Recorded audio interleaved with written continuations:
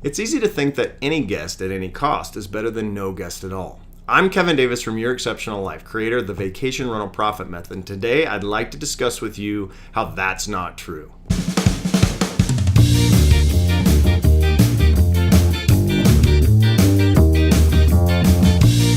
When you own and run a vacation rental, one of the most stressful things to see are empty nights on your calendar.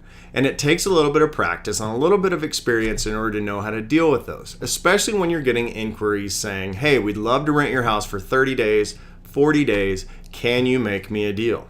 At first glance, this sounds like a great way to make some extra money. We're just going to book the house for as long as possible to make sure that we don't have any empty nights. Well, at first glance, that's true. But let's look at the math that goes behind that. And I'm going to encourage you to change your thinking and have a little bit of confidence and be willing to take a little bit of risk so that you can maximize your profit with your vacation rental. So here's how it works. You're in November, for say. I'm filming this in November right now, and you're looking at times like March, April, maybe February, which tend to be sort of high season months in most parts of the country, especially if you have one like I do in Orlando or some other tropical warm environment. You get an inquiry that says, hey, I want to rent your house for 31 nights, let's say. Will you make me a deal? So you're thinking to yourself at first, man, what a great deal. I'll have the house rented for 30 nights, 31 nights. So I don't mind sacrificing a little bit of my profit in order to secure that booking. Well, now that's a good sort of initial thought, but when you look at the math behind it, it doesn't make any sense.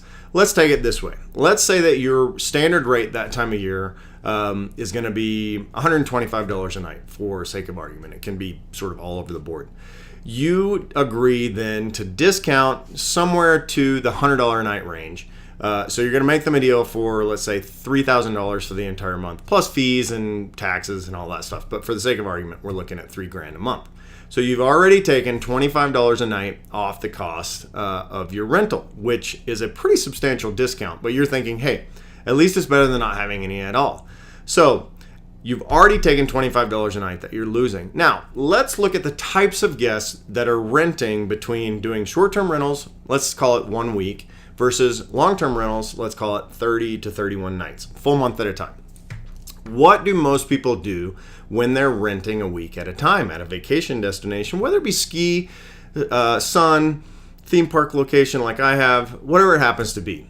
If they're going to be there for a week, they're not going to spend much time in your house, right? They're going to be there probably just to sleep, or maybe evening times, sleeping, leave in the morning. For the most part, the house is going to sit empty during the day. So that means the resources that your guests are using from the house, whether it be air conditioning, heat, water, whatever, wear and tear even takes part in that, is going to be far less than someone that's going to be home all day. Well, contrast that with someone that's using the house for a month at a time, like a snowbird, or that kind of thing, that's going to come down to the house, spend probably 80 to 90% of their time actually at the house. That's going to be home all day.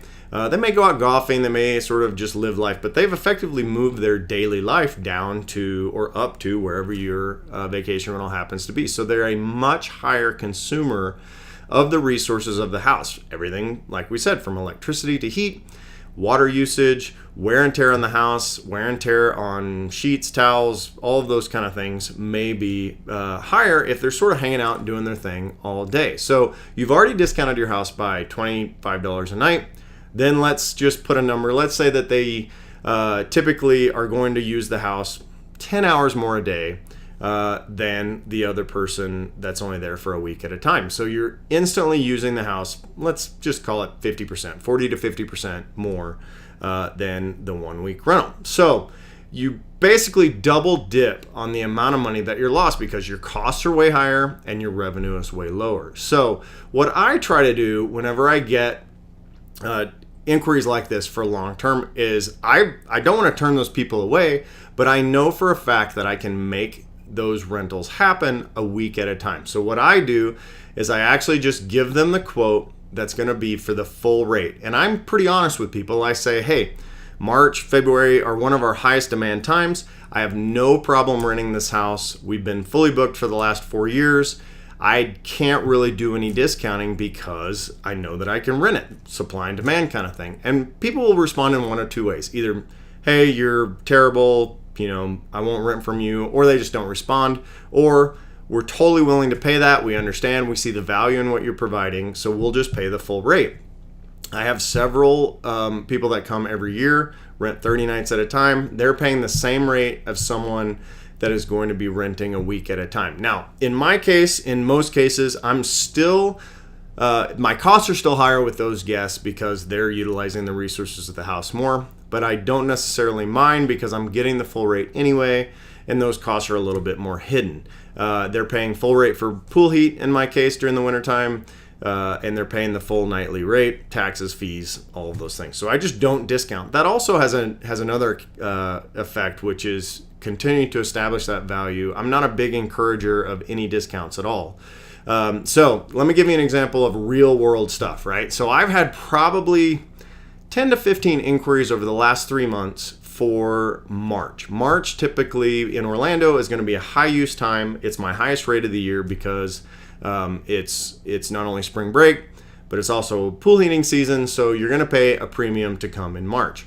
So we've had all these people asking me, will you discount? We want to rent for the whole month of March. I keep saying, no, I can't do it. I'm not going to discount. I know that spring break is coming. I know I can rent those. So now we're in November, like I said. I'm looking at those dates that are open and I'm thinking, oh man, I should have taken one of those things. But recently, my inquiries have been up and I've actually rented every week so far, except for 1 week in March, which means if you think of the $25 a night, then I've increased my revenue for those nights by threefold. So that's awesome. I'm excited about that. And I know for a fact that I'll rent that last week. Actually, looking at my calendar now, I'm fully booked from starting this Saturday all the way through almost the third week in March. And I will go ahead and finish those up, and we'll probably end up fully booked from now until May. So I hope that helps you. Don't be fooled into taking cheaper nights that cost you more. I'm Kevin Davis from Your Exceptional Life. I would encourage you, if you're just getting started in vacation rentals, to go to vacationrentalprofitmethod.com. I'm currently working on finalizing my full e-course to teach you every single in and out, step by step, on how to run vacation rentals profitably. In the meantime, I've got a 3-part free video series that'll be delivered by email. Just sign up with your email address. You'll get those 3 parts, full videos, audio, worksheets, templates, all of that stuff to help you get started on this vacation rental business. Will help you do it profitably and help you do this vacation rental thing with more enjoyment. So I'm Kevin Davis with Your Exceptional Life. Have a great day. Thanks so much.